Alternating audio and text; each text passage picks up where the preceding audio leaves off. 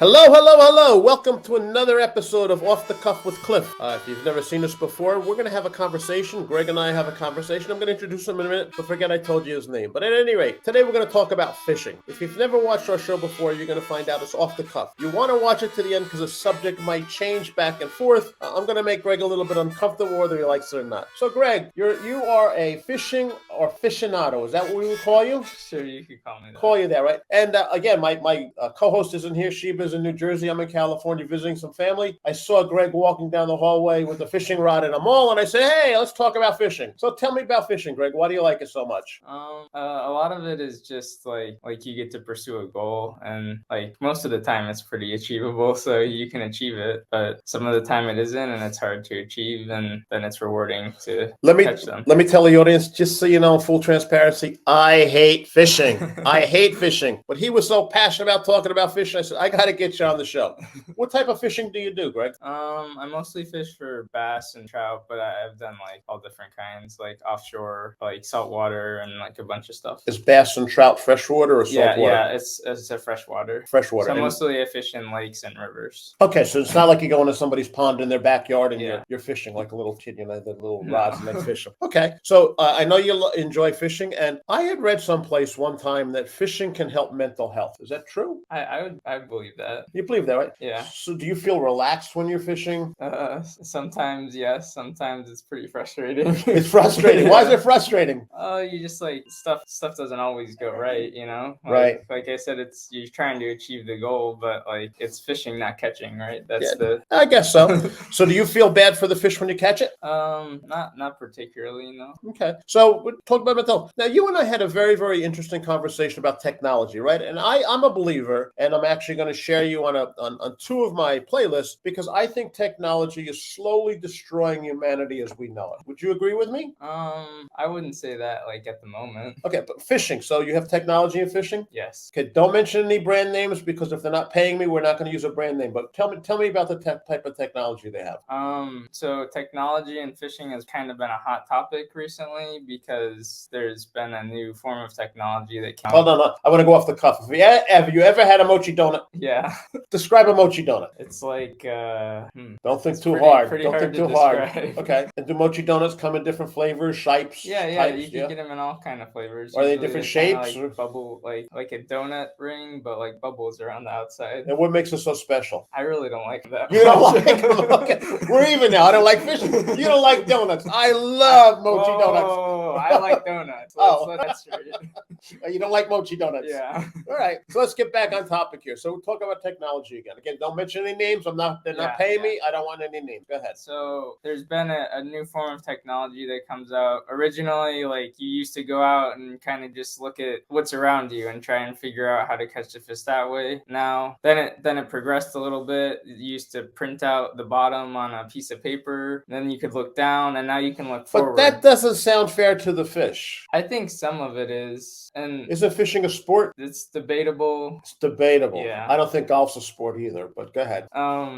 Like I don't think you should put fishing in the Olympics, right? But that'd be interesting. I might watch. I'd watch that instead of golf. Yeah. It'd be like fun, but wait, I want to go off the cuff with you again. Okay. Do you like corn on the cob? Yeah. How do you make your corn on the cob? I think the best way to do it would be to like grill it. Do you grill it in the husk or outside the husk? In the husk. In the husk, and you just throw it on a grill? Yeah, but like I usually peel some of the husk. You peel off. Some of it off, and okay. So, have you ever microwaved it? Yeah. You don't like it microwaved? I like it. I mean, it's good a lot of different ways. So when you make your corn on the cob and you're getting ready to eat the corn on the cob, do you put any toppings on it? You put peanut butter and jelly on your corn on the cob or anything like that? Sometimes the Mexican cheese. The Mexican cheese, right? Yeah. I like that. And like that. Like tahini and stuff. Okay. Have you ever put mayonnaise on it? Yeah. Mayonnaise? You put just mayonnaise? You put mayonnaise with the cheese. Cheese. Perfect. Yeah. That's my favorite. That's my favorite. In the old day, the only way I used to know you make corn on the cob is you stuck it in a bunch of boiling water and you put butter on it and you ate it that way. But now let me ask you a question because I want you to really think about this because the way you answer it is going to tell me about your personality. Okay. Are you ready for this? Yeah. How do you eat your corn on the cob? Like, go ahead. You eat the whole cob and like. Okay, and you bite into the. Okay, bite it. So when you have the corn on the cob and you're getting ready to eat, do you start at one end and go in circles to the other? other end? Do you go in a row across left to right? Do you go in a left to right to left? Or do you just bite it and just try and take chunks off? You know, my wife, Mitzi, when she eats the corn on the cob, I could fill a can of corn because she leaves so much corn on that cob. How do you eat yours? I definitely clean it up. You clean it up, but do you clean it up in a ring? I think normally I go like across, but not like super specific. Like you're not super specific? I put it down, I eat something else, like maybe I start... You can't put corn on the cob down once you pick it up and start eating it, Greg. No, you lost me with that. You don't put a piece of... But you eat it back and forth, row to row? Yeah.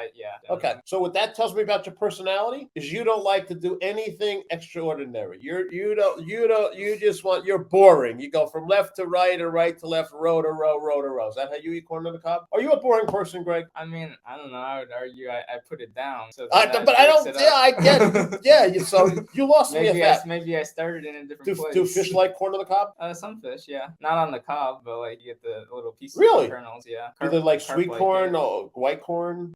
Some people like brine it. Really? Yeah. Wow. You could just take it out of the can though and catch carp. Real? You just throw it in and... what is chumming? What is chumming? Yeah, it'd be like putting any kind of bait in the water, and then like that would attract fish to come towards you, right? Okay. So do you like big fish or little fish? I mean, if you could catch the bigger fish, catch a bigger fish, you got a bigger fish. Yeah. Sure. Hey, off the cuff again. Do you think fish would eat mochi donuts? Yeah. They would. Yeah. Right. That mochi donut. Carp would eat that. Yeah. Carp will eat anything. Is that true? I don't know about anything, but like they definitely like bread products and corn. Okay. So is it true that the shape of the fish's mouth pointing up, going straight, or going down can tell you where that fish actually feeds? In a general sense, yeah. Why in a general sense? What about a scientific sense? There's always like exceptions to stuff like that. And like the direction of the mouth may or may not like be a perfect indicator, right? So I'm gonna go off the cuff, right? So as a kid, we always had tropical fish tanks. You ever have a tropical fish tank? Yeah. Okay, so when you put the fish in there, about a year, would all your fish die? I had one fish that would kill all the other fish. Nice fish. Yeah. Nice. What kind of fish was that? It was a catfish shark. A catfish shark. Yeah. Okay, that's interesting because a catfish is a bottom dweller, right? And then the shark is a predator, right? So I remember in a fish tank before all this science started coming now, where it tells you how many fish you need and per gallon of water and stuff like that. You just throw a bunch of fish in the tank. And the way I learned the fish, but my fish lasted more than a year, so I want to let you know. I think I'm better at that than you. You might be able to throw a rod, but I'm better than. And in a tropical tank, if you looked at the fish or the species of fish, depending on where their mouth was, so if their mouth was pointing up, that was a guppy or something like that, they would eat their food on the top. Yeah. And if the mouth was straight, they were the ones that would eat the food as it was coming down. And then if the mouth was pointed down like a catfish or what were the, you know the name? A pleco. Yeah. Those types of fish, the mouth was on the bottom. So they're the bottom feeders. So you can fill up your fish tank, irregardless of all these charts they have now, and you can tell where the fish were going to swim because they would swim wherever they normally eat. Does that make sense? Yeah. So you don't think that nature carries that over into the wildlife? I think it's a general guideline. It's a general guideline. Are you a member of any of the clubs? Are you a bass fisherman club or something? I'm in a couple, like in clubs. What do they do? Do you have meetings and you sing kumbaya around the? Or like usually they're for like a competitive event or something. So how can you be competitive in fishing? There's a few ways. Okay. So I fish in kayak tournaments and boat tournaments, I guess. Okay. For bass. Okay. And so in the kayak tournaments, you catch your fish and you're wait. Let's go off the cuff for a second. So I feed birds, and birds are attracted to certain colors. Are fish attracted to certain colors? Some people like to think they are. I mean, like no. In your experience, you're an aficionado, right? You're so passionate about fishing, and I told you, I don't like fishing. I was on a fishing boat. I went out deep sea fishing. We traveled for 2 hours out, and we're going up, over, under, around, up, over, under, and around. And you think that's a lot of fun? Yeah. Yeah. So I would say it depends on like the fish, right? And then also like most of the color choices, the way I think about it, it's more about a water clarity thing. Do you catch fish and throw them back, or do you catch fish and eat them? I do both. Do you eat sushi? Do you like raw fish? Yeah. Have you ever caught a fish and cut it up and ate it raw like that? Yes. You have? Yeah. You don't think that's dangerous? No. Well, I mean, like I wouldn't You do. trust I the wouldn't, water I you wouldn't drink in? eat it to like. You're certain originally fish. from the East Coast, right? No, I'm originally from California, but like a lot of family over in Buffalo. Okay, because on the East Coast, you wouldn't want to eat any fish coming out of those rivers. But you think you're Well, safe over here? the fish that I took was in Florida. So Okay. it was a tuna like offshore. Okay. Do you like hot sauce on your fish? Yeah. When you cook a fish, what's your favorite way of cooking fish? I mean, like if you want any fish to taste good, you could get some Kellogg's breadcrumbs, like the cereal, but it comes in a box. This isn't a secret recipe you're giving me, is No. it? Okay, go ahead, go ahead. No, but I've never heard of this. You could- Cereal, breakfast, and fish don't mix. It's a breadcrumb box though, Okay. right? But it's made by Kellogg's, and you. No, don't mention names. Kellogg's isn't paying oh. me. That's okay, no problem. Go ahead. Delete Kellogg's. So Kellogg's, send me a check. I'll give you the address at the end. Go ahead, Greg. So you get a breadcrumb of your choice. Okay. And mix it up with the fish. Like maybe put some egg in there so it sticks good, and Okay. then fry it up. Okay. Eat it in a taco. Eat it in a taco. Pretty much every fish tastes good. Is that a hard taco or a soft taco? I usually do soft tacos. So you like roll it like a burrito? Yeah. So is it a burrito taco fish? So sushi's wrapped in seaweed and rice, right? Yeah. So what would you call that raw fish that you're putting in with breadcrumbs in a taco shell? We can call it a fish burrito, right? Yeah. Okay. So we just invented something.